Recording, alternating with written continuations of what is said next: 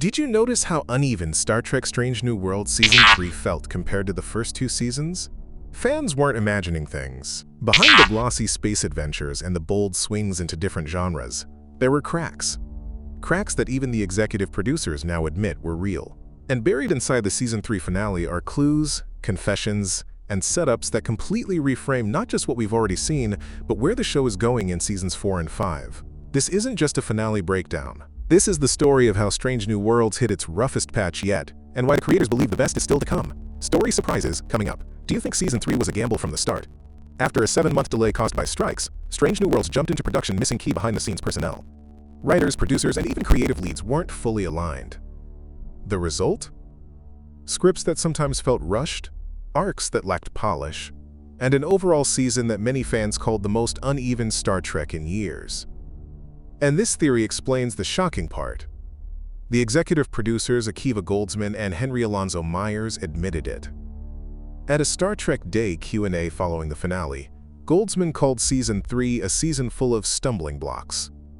He didn't dance around it. He said out loud what fans had been feeling.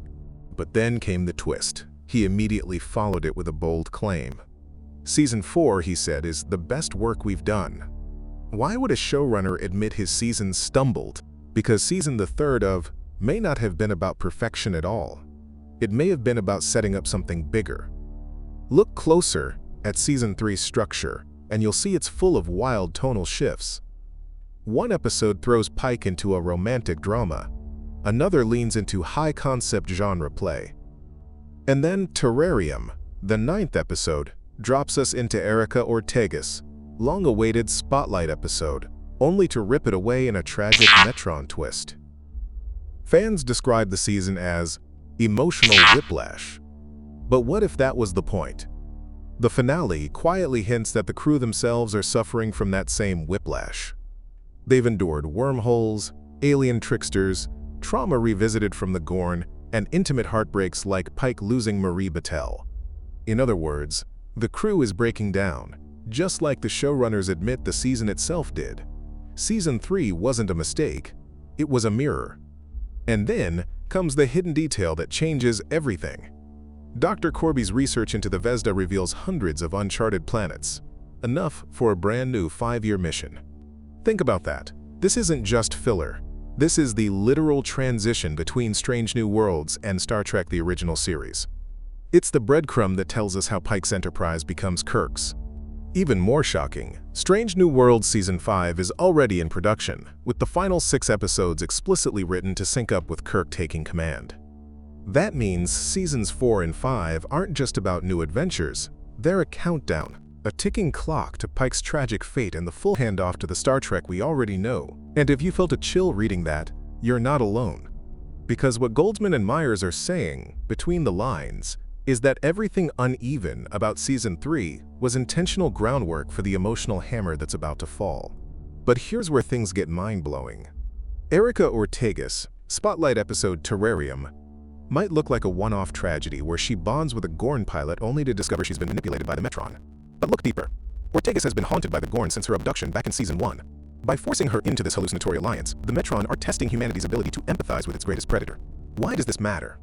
Because in Star Trek canon, the Metron once tested Captain Kirk himself, pitting him against the Gorn in Arena. Strange New Worlds just tied Ortega's trauma directly into Kirk's destiny. That's not an accident, that's foreshadowing on a galactic scale. It means that when Kirk replaces Pike, he won't just inherit the captain's chair. He'll inherit the very moral dilemmas that Strange New Worlds has been planting in the crew from day one. Pike wrestles with his own doomed future. Ortega's wrestles with the impossible question of empathy toward enemies. Spock wrestles with balancing logic and emotion. And Kirk will walk straight into that storm. And then there's Pike himself. His romance with Battelle ended in heartbreak, with her death leaving him shattered. But instead of tying him down, the finale rips away Pike's emotional anchor. It's brutal, but it serves a narrative purpose. Pike must now march toward his canon fate, trapped, scarred, and replaced by Kirk, without the comfort of personal happiness. Season 3 didn't just stumble into melodrama. It deliberately stripped Pike bare, leaving him vulnerable for the tragedies yet to come. This isn't the neat, polished storytelling of Season 1 or 2. This is chaos, pain, disruption. And that's exactly why Season 4 is being hyped as the best work yet. Because you can't rebuild something stronger until you've broken it first. Now let's talk about the emotional twist fans didn't see coming. Lieutenant Ortega's, often seen as comic relief, gets her big emotional showcase in Season 3, only to have it pulled apart by an illusion. That's devastating on its own. But more importantly, it's a metaphor for Strange New Worlds itself. Season 3 promised bold experimentation, wild genre swings, and deeper character arcs, only for much of it to feel like smoke and mirrors. But in that illusion lies the truth. Strange New Worlds is a show about resilience, about confronting false realities, and about finding hope after heartbreak. If Ortega's can survive the Metron's manipulation, the crew can survive Season 3's chaos. And so can the fans. Here's the controversial angle, though. Some fans argue that Season 3 broke Star Trek. They point to uneven scripts, lack of a clear thematic core, and an over-reliance on love stories that didn't feel earned. But Goldsman and Myers flip that criticism on its head. They argue that Star Trek thrives when it takes big swings, when it embraces risk and experimentation. By that logic, Season 3 wasn't a failure. It was Star Trek at its boldest. And whether you agree or not, Season 4 promises to double down. Goldsman insists the next season will correct course and deliver the show's best work. And given that Season 5 is already aligning with the original series, there's no turning back. Strange New Worlds has entered its endgame.